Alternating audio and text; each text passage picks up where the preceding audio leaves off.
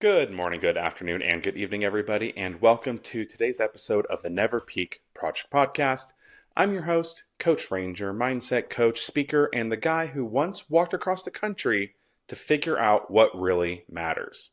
Now, this podcast is for high achievers who look successful on the outside, but quietly feel like they're still stuck halfway up the mountain.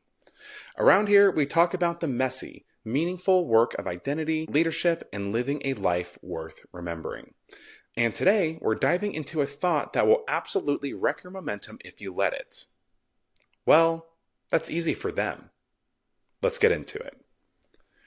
Now, if you ever caught yourself looking at someone's success and thinking, well, of course they can do it, look at their life, I want you to pause and ask, what reps am I not doing that they probably are? Because you don't get to be mad about someone else's harvest when you haven't done the planting. Now, let me tell you a quick story. About 2 weeks into my walk across America, I hit a little bit of a breaking point. I was in South Carolina, alone, walking up these brutal rolling hills. Not mountains, but relentless hills. The kind of hills that don't look too bad until you're on foot with 20 pounds on your back, 100 pounds in front of you, and knees that are screaming at you. Now, cars were flying past me at 70 miles an hour, up hills that were taking me 15, 20, 30, 45 minutes, and sometimes even over an hour to climb. And it was rough. It wasn't great for morale. And there was really no finish line in sight. I couldn't even see what was past the next hill. There was no big music. There was no cheering. It was just me, those hills, backpack, cart, and my own thoughts. And here's the thing. I didn't sit there and wish that I was someone else. I didn't look at the cars and say, oh, well, this is easy for them. Look how fast they're getting it. And somehow make myself feel worse about the situation by comparing it. I sat with the hard. Well, should I say I walked with the hard and through it. But really, I just knew I needed to take one painful, sweaty, discouraging step at a time until I got to the other side. And you know what? That day doesn't really fit in the highlight reel when you first think of it, but it was one of the things that made my results so sweet. Because every single step that I took was a deposit into the bank of earned success. And when I think about those hills in South Carolina and how I could have easily fallen into the comparison game, it reminds me of when I actually did fall into that game of comparison. When I first saw that Mike Posner had walked across the United States, I had this instant reaction. My first thoughts were, how cool, how amazing. I wish I could do something like that. And then I told myself all the stories as to why I couldn't do it. But then that switched. If I had the money that he had, time wouldn't even be an issue. You could just do a few miles a day and blah, blah, blah. And I was so caught up in all the things that he had, I didn't even think of the stuff that he did. Because, yeah, he might have had more resources, but you know what else he had? Every single step behind him and in front of him, just like me, just like you. But he still had to walk the road.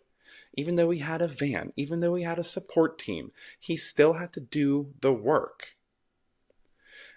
I sat there criticizing someone else's output while doing none of the input myself.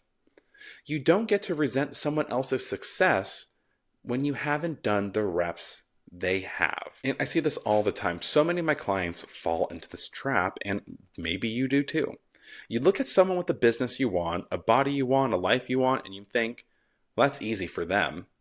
But you don't know their story. You don't know if you're judging their highlight reel from the middle of your own journey. Now, I like to tell my clients, don't compare your Rocky montage to their final scene. You don't know the cuts, the sweat, the missed shots, the disappointments. You're only seeing the result, not the work that went into creating it. Now, when my clients are stuck in that mindset, I ask, what would you have to do to make success inevitable? What kind of reps would make the result unreasonable for you to not achieve? Then we talk about the difference between wanting the harvest and doing the planning. You want the summer bod, but you don't want the gym time. You want the dream relationship, but not the hard conversations. You want the business, but not the risk or the reach outs. Let's be honest, you don't want the plane ride, you want the vacation. If you're ready to stop comparing yourself to others and start building real momentum, here's what I'd like you to do today. Step 1 is to catch the comparison. When that voice says things like, that's easy for them, I want you to pause and say, maybe, what are they doing and what am I doing? And then I want you to pick one rep. Not a huge change, just something. One thing. Send the email, make the call, do the set, go on the date. And the third is to repeat it quietly. It doesn't need to be loud. It just needs to be consistent. And if you'd like to figure out what that one step is for you, feel free to hit the link in the description. There is a link there to my Calendly for a free 15-minute call where I can help you figure out where comparison is coming up in your life and how you can take steps to get past it. So really, thank you so much for being here and for doing the work most people won't. It really matters. And if today's episode hit home, share it with a friend or a teammate who needs to hear it. And until next time, remember that the best is yet to come, as long as you are willing to make the decision every day to never settle, never quit, and never peak. I'll see you guys in the next one.